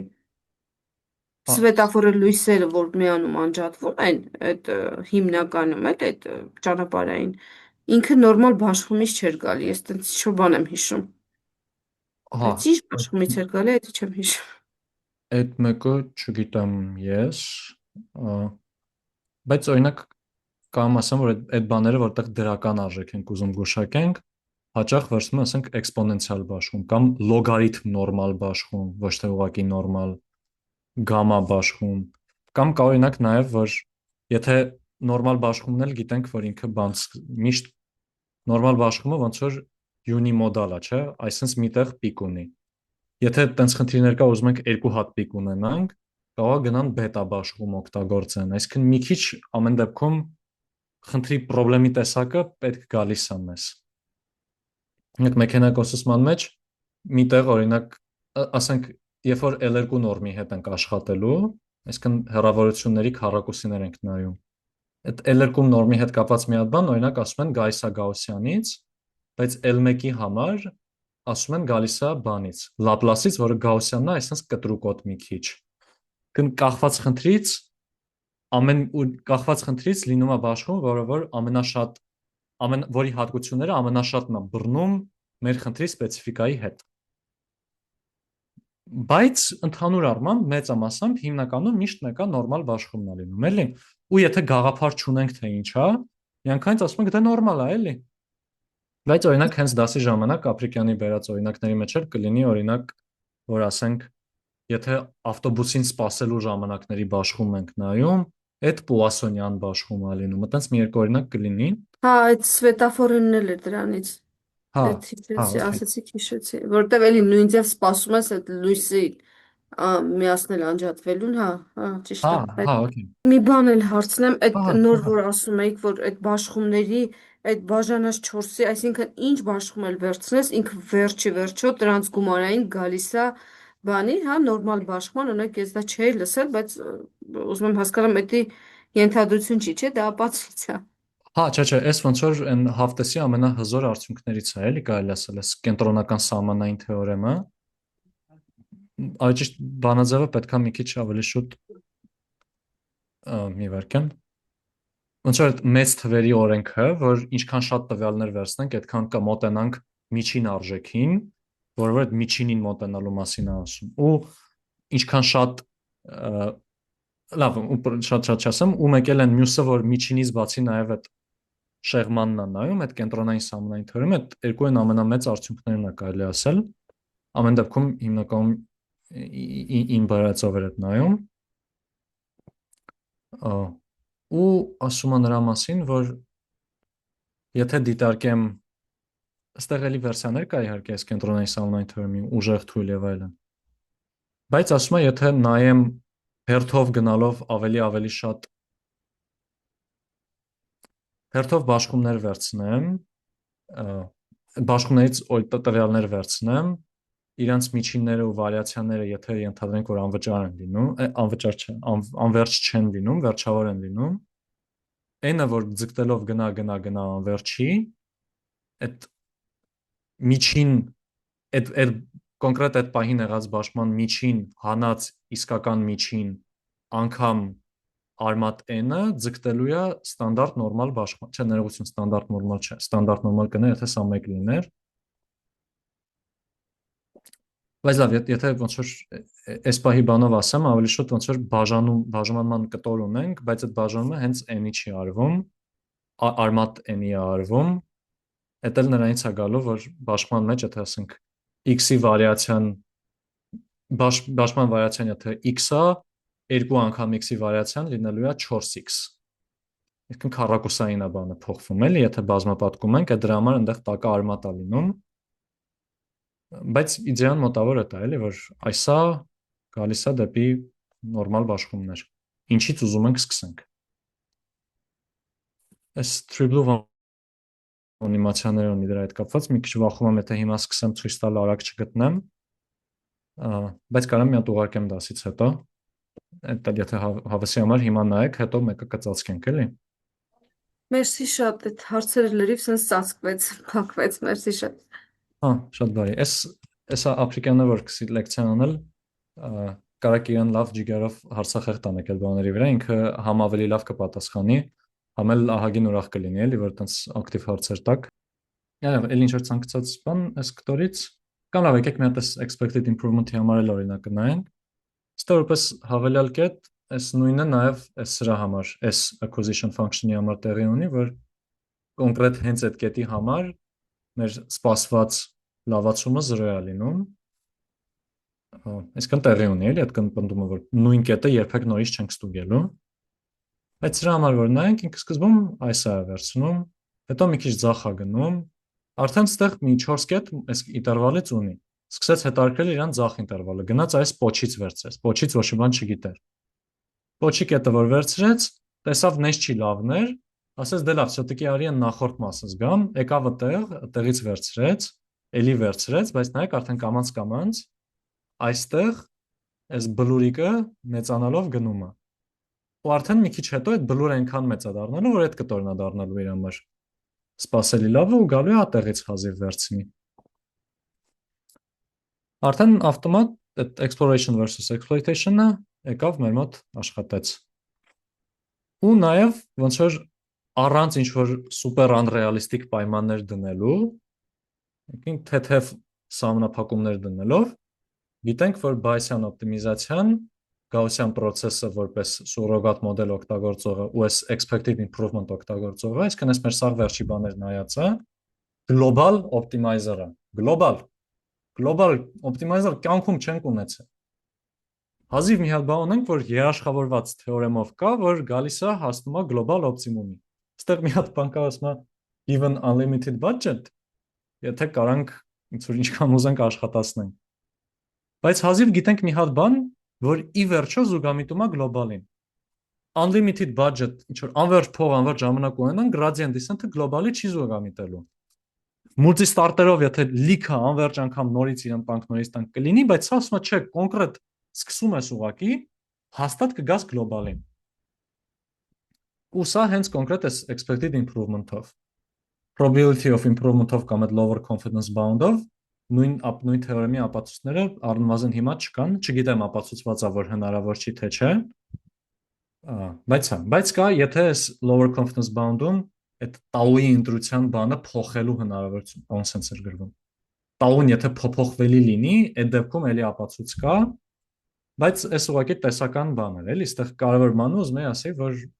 global առաջի անգամ եկանք global զուգամիտության երաշխիքի առաջի անգամ կյանքում եկանք։ Ու 2011 թվականի հոդված է սա։ Ուսա ենթադրում է, որ այդ ալֆան միշտ լավագույնը կարանք ընտրենք։ Դե միշտ լավագույն ասվածը ոնց որ կոնկրետ այդ խնդրի համար լավագույնը կգտնվի։ Հա։ Ընդ ուրիշ խնդիրներ կա թե չգիտենք, բայց կոնկրետ այդ ֆունկցիան լավագույն ձևով կգանք, էլի։ Մի հատ էլ առաջարկ անեմ ու էլ չեմ խանգարել։ Այս օպտիմիզացիայի մեթոդը, երբ որ մենք այդ ML-ին անցնենք, մենք իրանք իրարական կտեսնենք, չէ՞։ Հա, այնտեղ հենց լինելու է մի հատ թեմա հիպերպարամետրերի օպտիմիզացիա կոչվող։ Այս որտեղ միշտ պարամետր է ասում, իրա ճիշտ տերմինը հիպերպարամետրն է, էլի։ Մենք այդտեղ կաշխատացնենք այդ random search-ը, այդ grid search-ը, որ աղյուսակա սարքում, ու Bayesian օպտիմիզացիան հազիվ։ Շալի։ Եղավ, մերսի։ Ձեզ մերսի։ Ըստ մի հատ փոքր նշում, որ այս սլայդերի մեջ էլի բաներ կա, որ խոսում է սուրոգատ մոդելների ընտրությունից ու նաև ինչ է լինում, եթե ասում ենք ոչ թե կոնկրետ այդ ենք վերցնում որպես գուշակություն, այլ մի քիչ աղմուկ ենք իրան ավելացնում, բայց սրանք տենց լավ հետոյվա թեմաներ են, էլի շատ առաջնային չեն։ Մեզ շատ ավելի առաջնայինը ուղղակի ֆիքսենք, վերհիշենք են, որ մեր process-ը լինում էր նրա մեջ, որ մենք նախ առաջինը օգտագործում ենք սուրոգատ մոդել, այսինքն չենք օպտիմիզացնում հենց այն ինչ մեզ պետք է, այլ նայում ենք ուղղակի այդ կետերով անցնող ֆունկցիա ենք օպտիմիզացնում, հիմնական ֆունկցիան օպտիմիզացնելուց հետո։ Հիմնական ֆունկցիան, այսինքն մենք աշխատում ենք մենակ այն ժամանակ, երբ որ թազա կետի կանդիդատ ընտրեցինք։ Այդ թազա կետի համար իսկական ֆունկցիան ենք աշխատացնում, որ արժեքը իմանանք։ Ու շա, մենակ այդ ժամանակ։ Մնացած այս process-ում օպտիմիզացվում էր սուրոգատը։ Երկրորդ բանն է, որ մենք աշխատում ենք մենակ ըստ այդ հիպերպարամետրերի տվյալների հետ։ Այս ճիշտ ըստեյության այս նույն կետն է։ Ու երկրորդ/երրորդ կարևոր մասը այն էր, որ մենք ոչ թե հենց այդ կետերի արժեքներն ենք դիտարկում, այլ այդ կետերի արժեքները տեղադրած ինչ որ acquisition function-ի մեջ։ Acquisition function-ը մեզ թույլ էր տալիս exploitation-ից բացի նաև անել exploration։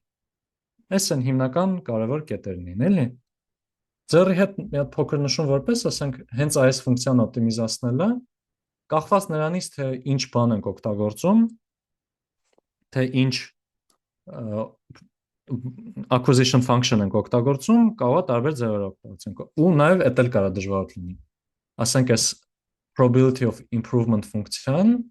հագում ունի, նաև այս expected improvement հագում ունի մեկ-մեկ ունենալ այսպես տեսքեր, այսինքն ինքը համարյա ամենտեղ 0 է, հետո մի հատ կետում շատ մեծ է, հետո էլի բավականին 0 է տա։ Սա էլ հեշտ չի օպտիմիզացնել։ Դեռստեղ իր գրադիենտները լիքը տեղերում ուղղակի 0 են։ Այս օպտիմիզացնելու համար էլ հաճախ multi-starter-ա պետք է, այսինքն դրանք սկսենք, կարող երբեք չկարողանանք դուրս գանք, էլի։ Բայց ասենք multi-start LBFGS կարանք աշխատացնենք, որովհետև չափողականությունը փոքր է, կարանք երկրորդ կարգի մոտեցում օգտագործենք։